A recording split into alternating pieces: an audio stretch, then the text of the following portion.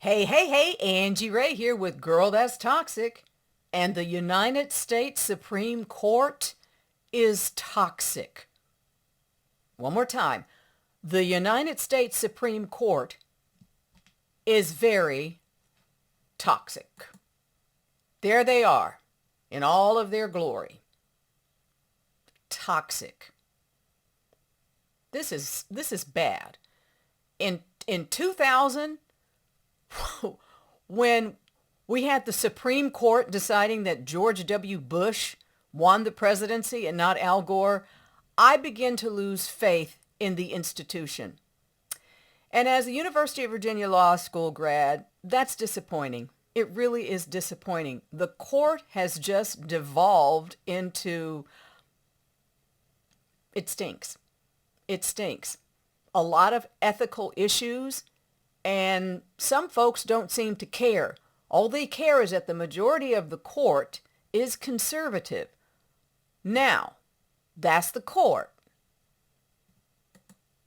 But the big issues that have been coming up have been about Justice Clarence Thomas and all of the largesse, okay? All the gifts, all the fun stuff, all the rich people stuff that he's been taking from, in particular, let's see, what do we have here? Here's the fellow I'm talking about.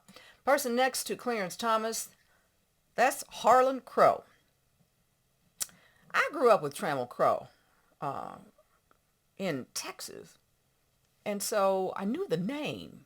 So this gentleman here, Mr. Harlan Crowe, has just been Clarence Thomas's fairy godfather. He's been dropping money and all kinds of largesse and trips and payments to this, that, and the other.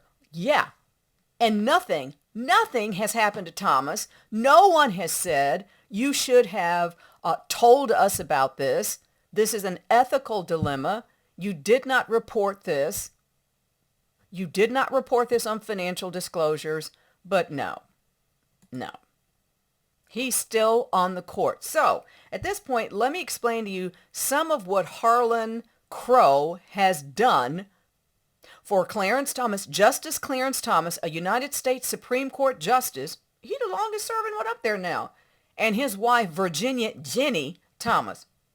So it was just determined by ProPublica, a report, that Harlan Crowe made a lot of payments to support Clarence Thomas's family, okay? So I'm turning the page to get to all the stuff. So what we learned most recently is that Harlan Crowe paid for the private boarding school tuition for Clarence Thomas's grandnephew, whom Clarence Thomas raised once the child's father went to jail. The tuition, $6,200 a month. Oh, child. Woo!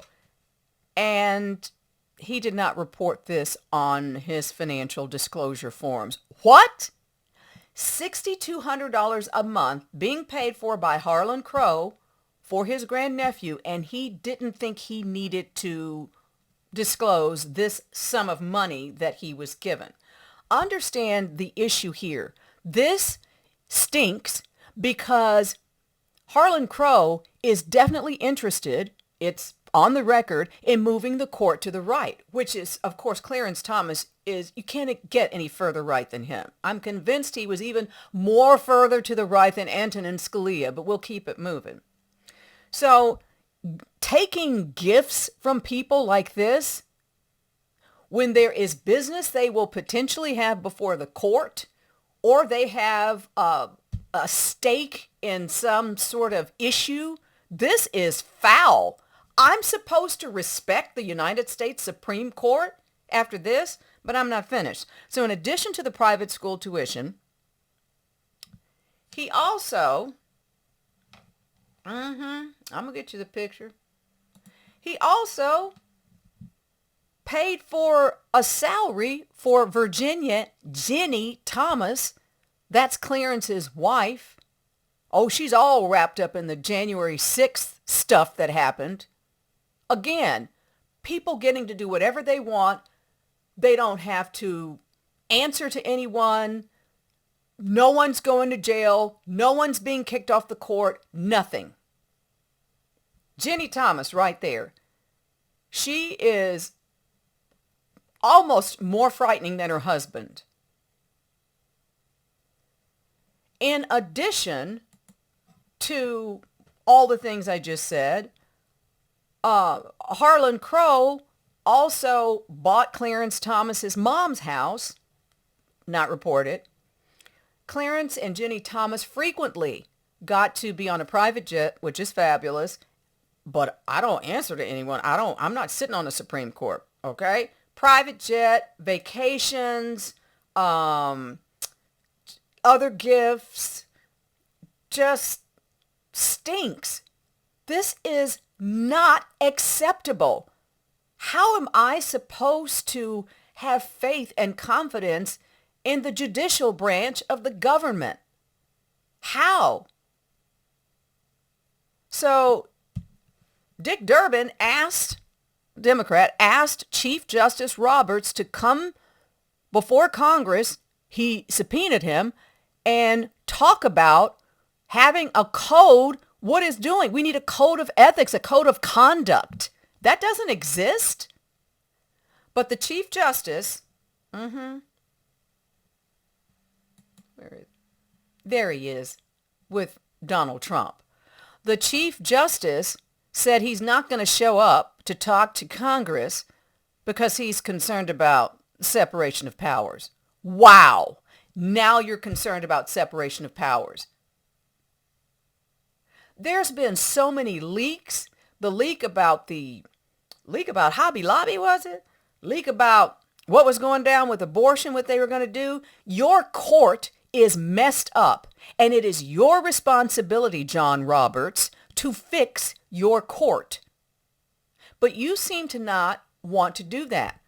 It feels like you're kowtowing to, there it is, Donald Trump and his ilk. You are the Chief Justice.